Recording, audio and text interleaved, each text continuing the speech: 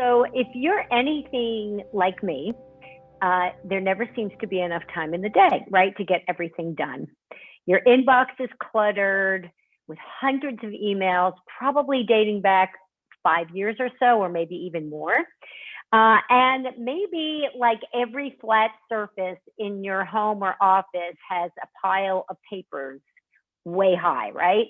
So that is, I would say could be typical me. Well, in steps my next guest, and I'm so excited to introduce her because I need her in my life, Cristina Sigurdson. And she is the owner and lifestyle designer of Clean, Chic, and Centered Professional Organizers. Yes, she's a professional organizer. So, what might you say do we actually have in common? Well, let's just say we both help people find clarity from the inside out. So I'm going to bring in Cristina right now, and I'm going to be sort of adjusting a few things here. Cristina, it is so great to see you. Hello, hello. Hi, thank you for having me, Phyllis. This is so exciting and fun. I know, it's my pleasure. And we met at a networking event, and we had our little follow-up one-on-one. And boy, did we find so much alignment with each other. So I'm just so excited that just to be connected with you, and we're going to be doing some things together. And this is our first step in what we're going to be doing later on in January, and we will let you know about that in just a few. So my first question is, I always love to say, like, I love a clean house. I love organization, but I hate to clean and I hate to organize. So Yes. What do you love most about the work that you do? So I'm just the odd man out. So really, what I've come to find when I've met with other organizers is we're all people who love puzzles, which seems really offhand, but when you look at a disorganized space and you're trying to figure out how to organize it, it's just essentially a puzzle that you're trying to figure out how to put all the pieces together and fit them best for the picture that you want to create, right? So for me, I just love the puzzle solving aspect of it, the problem solving aspect. That's just how my mind works. So yes, that's unusual, but I will say, even though it's an unusual trait to want to be doing this consistently, it's not a hard thing for everybody to attain in their everyday life in a manageable way for them, where it doesn't have to be such a chore and such a downer. So yeah, and it could be, but it's a feeling that once it gets done and you look around, it's like this breath, like you can breathe. And of course, that's what we do here, at Live Free Yoga, and the work that we do is all about finding that breath, but sometimes it's hard to breathe when everything around you is just piling on top of you. So you actually you went to school for marketing. So how did you get from marketing to where you are now? What's that journey? How did that path take place? Yeah, so in school, I have a marketing degree, but I'll say from the time I was tiny, I've loved organizing, and I'd always get into my mom's kitchen and rearrange it. Poor thing was my first client without really realizing it, and really by force. She always loved me helping her organize, and I guess part of that is where I really developed the skill, and I've just always loved it. So even throughout college, I'd be the girl in my house, where I lived, going into all my other friends' rooms and saying like, hey, wouldn't it be great to be able to see the floor instead of it be a pile of clothing? Let's pick this up together. Let's organize it together. And I was that person always begging my friends just to let me come in and, organize their room. So it's always been something that I've loved. But in my sales career, I'll say that the organizational skills I had and that I was able to hone, I found were extremely valuable, especially in the business world when you can stay on top of things, especially in sales and you're trying to manage multiple leads and a lot of things at one time. I really developed those skills in a much more, in a deeper way. And then I was lucky enough at the end of my career to join with a company that implemented lean processes in large manufacturing plants, and we would manage small parts inventory. So what that gave me was tools of how to really look at the flow of how work is done and how a space is used, and manage things in a better way to basically overall, we were trying to reduce operations costs, but that really does translate into people's homes. So for me, I loved that job, but it was more about getting the personal touch and getting to be with people in their homes and work with individuals. I really shine and I really, really get so much out of helping someone create a lasting system that is going to affect them in their everyday life. And so that's how I ended up here. I've always loved it. My husband was really just the greatest and supportive and said, let's, if this is what you're supposed to be doing, you should do it. So trained under someone who was a fantastic mentor for a year to get to know the industry, because, but doing something as a job is very different than loving it as a hobby. And so I wanted to make sure before I jumped into my own company, yeah, I do want to do this professionally. And I will say in that year working with her, I learned so much. There was definitely aspects of it that I did not expect that actually made it an even better fit for me. So it was actually wonderful. And I decided earlier this year in January to jump off and be on my own. So Clean, Chic and Centered came to be.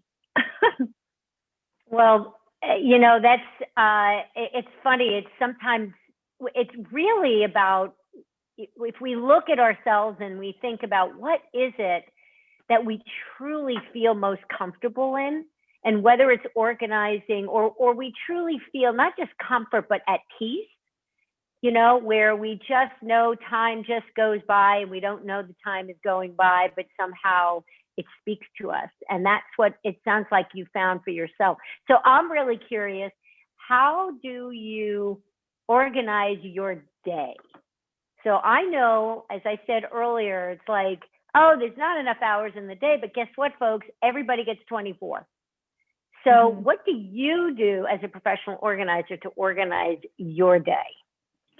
So that's a great question. And that's something that I'll get into a lot more in depth once we talk about that program that we're going to be putting on together in January. That's something I definitely cover, because I always say people call me and they want to organize stuff, but what it boils down to and where we land is organizing time, because you have to have the time to implement these systems and to utilize the systems that we put in place.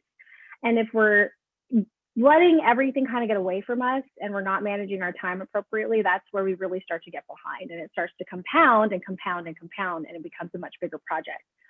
So when we're organizing time, I always like to say big rocks first. And I'm sure you're familiar with the Stephen Covey concept of, what are the things that are really going to move the needle for me today? Most of the time, what people do is start off with, hey, here's my list of 10 things I've got to get done. And so I can get these 10 things done today. It's the morning. I've got plenty of time. I think that I can get it all done. And then let's start with the easiest 3, just to get like a bunch off the list really quickly.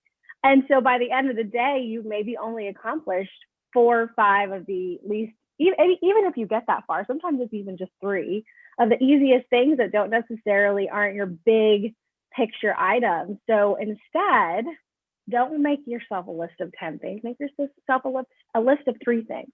3 really important things, pick the one thing that's going to really move the needle. And then of course, every day we have operational stuff that just has to happen. So lost their paperwork. We need to go get more. We've got to run this thing to the school. I've got to take this thing to the post office, or, hey, we had something break in the house and this vendor is now coming. So you've got to leave room for that. So if we take on less every day, we get so much further. Because if you're doing 3 important things every single day, that moves the needle really, really quickly. Yeah. And, it's funny because I love lists, but they also could make me feel overwhelmed. And besides that is also shame. It's when you're going down that list and you miss half of it. You haven't been able to get it done. Tell me about that, about shame, that, the shame involved when you can't get done what you want to get done, or you look around your space and it's, just cluttered and you don't know where to begin, and you don't want someone coming to your house or coming into your office. There's a lot of shame with that. Is there shame? And what is your advice to people who feel that way?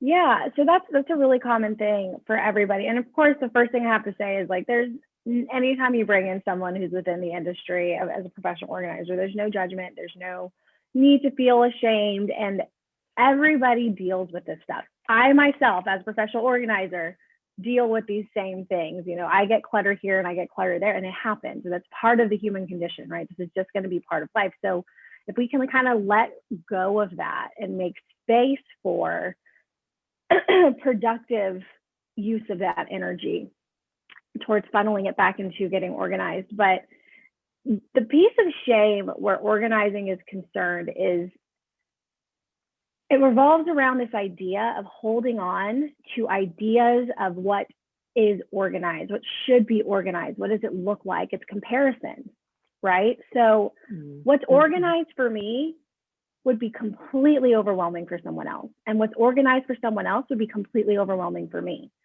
What that means is we've got to kind of let go of these preconceived notions of what organized should look like. I love Pinterest, huge proponent, love it, love it, love it. But let's not get so tied into our Pinterest board version of our house. And let's really dig in internally and say, what is it that I need to have? Are you someone who, for instance, is a macro organizer? You want large general, you know, large general categories. I just want all my shirts hung together, my pants hung together, my skirts hung together, and my dresses together. Or are you a micro organizer? You want everything by color. And I'm going to do all my sleeveless together, all my long sleeves together. Is that something you can maintain? And so when you're trying to fit either one of those into the opposite type of organizational system, you really get this like friction. Because if your brain doesn't work that way, then it's really overwhelming to try to remember all those categories. Versus if you're someone who wants all the categories, it's really overwhelming to think, God, where's that shirt? I need to find the specific shirt. If I had it organized different, my brain could be more at peace. So with shame, I think shame arises when we compare ourselves to other people's standards, compare ourselves to just, you know, what societal expectations can be. And let's let go of that a little bit. And the shame piece is so important to be respectful of and to be aware of and to know where it's coming from. And we can let go of that comparison. We open ourselves up to use that energy towards productive things and to ultimately leave room for joy in our lives. And that's at the end of the day, that's really what it's about, is finding joy in our lives, and joy and peace. You mentioned that word there, right? That peace of mind. So, you know, we can take a time even to meditate. Like, that's something that we have in common. We're both yogis. We meditate. I know for me, when I don't find that peace of mind internally, that I'm a different person. I feel on edge. I get more overwhelmed. And my emotional wellness is just, you know, not quite there. And so it's very important for me to do those things every day. That's part of my routine. Every day, every morning, I do some kind of yoga or exercise. I meditate, and it might not be long. It might just be, you know, for just a few minutes of stillness. But the external that you work on, our environment, finding clarity in our environment, that's also, to me, like, I visualize stillness. It's just finding the outer stillness, you know, that matches my inner stillness. And I think sometimes when we get so disorganized and things are just out of control, I also think that's a reflection on what we're feeling and going through on the inside. What are your thoughts on that? So much so. And vice versa. I really think your internal space can affect your external space, and your external space can affect your internal space, because you might have the capacity for a calm internal space, but when you're living in a space where you are not able to quiet your mind, and in the back of your mind, let's say, for instance, I want to sit down and I want to watch my Netflix show, and I've had a long day, I want to relax, I just want to sit down and kind of zone out. Well, when you have a pile of laundry sitting here, and then you have that thing that you haven't quite put away, and you needed to deal with this broken thing. Well, those things are all sitting around, and they're also taking up space in your mental environment and your mental landscape. And when those things are looming, you can't sit and just enjoy your Netflix show. Versus if you've got things kind of put away, and it doesn't have to look, like I said, it doesn't have to be perfect. It doesn't have to have the same look as anyone else's. And maybe that means, hey, there is a thing of laundry there and it's from this morning. And you know what? I'm still going to be okay with sitting here and it sits there and I can do it tomorrow. I've allocated the time. That's fine. Right. But when you have the space to be able to quiet all of that down, you create empty space, you've emptied all of that disorganizational mental space that it takes, you can sit down and enjoy your Netflix movie. Or you can say, oh my gosh, I'm not worried about carpool line because if my kids want to have their friends over, the house is more or less ready. I'm not stressed out about parents coming over. So you're more present in every aspect of your life as opposed to carrying this. And people don't, it's really hard to quantify the price of your mental space, but oh my gosh, is it so valuable? Because when you have the ability to be present in everyday life and you don't have this looming, oh my gosh, but I can't have people over to see this. Oh my gosh, I can't, this is not quite ready. Oh my gosh, I hope they don't ask to come over and have drinks. You know, it takes up so much space in your mind.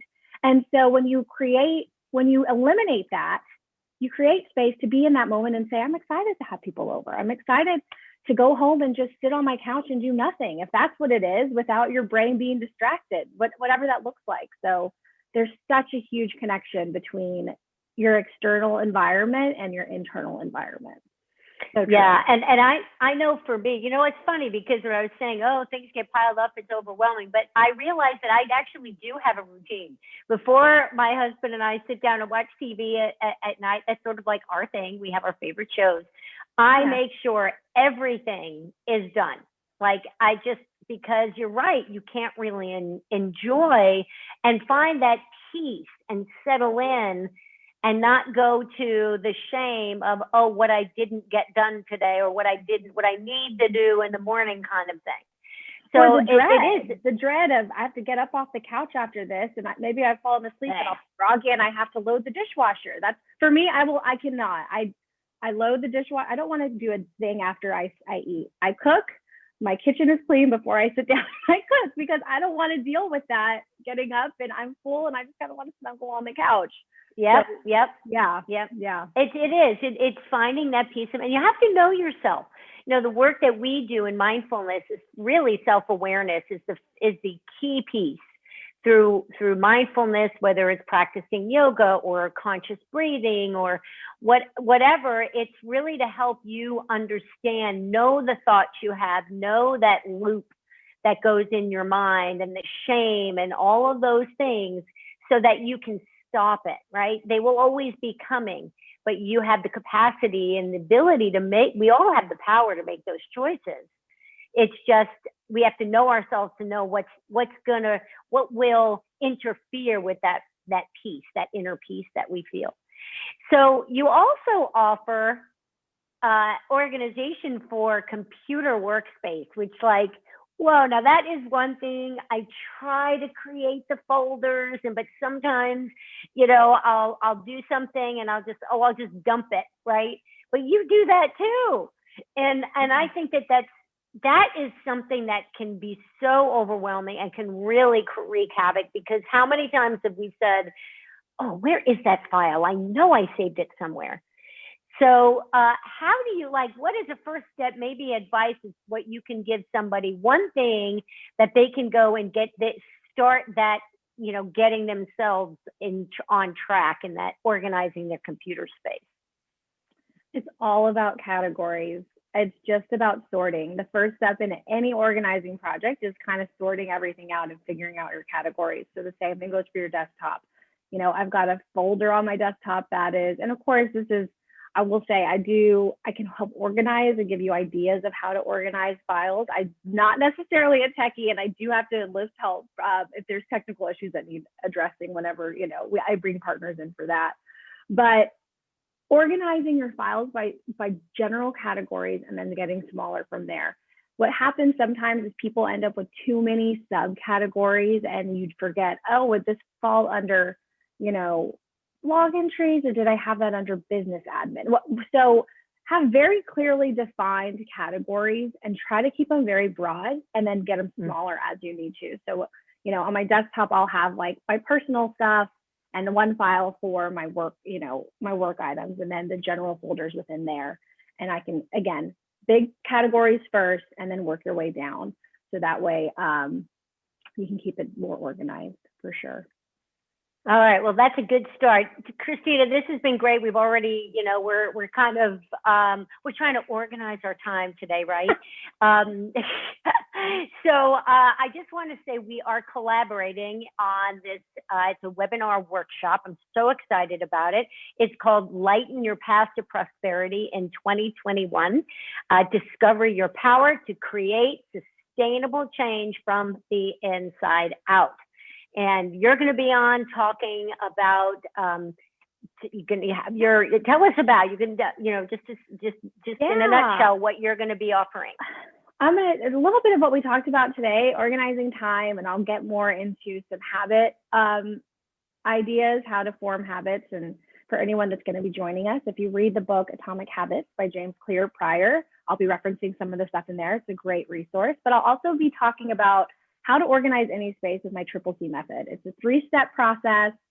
It's very simple to understand, and anybody can implement it. If you're organizing your junk drawer or if you're trying to organize your garage, it's a great place to start. So, yeah. All right, that's wonderful. Boy, I can't wait. And we also have my business partner, Tita Chambers. She is the co-founder of Live Free Yoga. She's going to be offering some mindfulness tools and guiding you through some mindfulness practices. And so we're going to do that. So that's working from the inside, you're working from the outside. And then we have Damien. I'm so excited. Damien sorry. Nordman, yeah. Nordman, oh my goodness, Damien Nordman. I'm very excited. I had a little disorganizational, caboodle going on up there. And Damien, he is a mindset coach, among other things. And so he is going to be offering and helping you take what you've just accomplished, starting at least inside, outside clarity, and then taking that clarity and moving forward and helping you find prosperity in 2021. And so if you want more information, if you want to register and join us for this, it's a free webinar. Right now you can go to livefreeyoga.com and you can get more information in there, and you can register from there. And if you want to reach out and speak to Cristina directly, Cristina, how can they get a hold of you? Yeah, so the easiest way to find me is through social media. I have the same handle on Pinterest, Instagram, Facebook, or Twitter. It's just @ and then 3 letter C's, so CCC Organizing, and that's me. And then from there, they're all linked to my website. There's a contact form on my website, which is just www.cleanchicandcentered.com. But like I said, if you find me on Instagram, or Facebook, you can link directly to my website, and that's the easiest way to get in touch with me. All right, beautiful. And again, that webinar is January 7th at 6:30. It's 90 minutes. It's free. And you will walk away. I guarantee you're going to walk away with just being able to just breathe, knowing how to take your next steps and make 2021. Well, anything's better than 2020, but make it even way more better, and really just set yourself on a new path to prosperity and success. Thanks, Cristina. It's been great, and I'll see you soon. Yeah, thank you.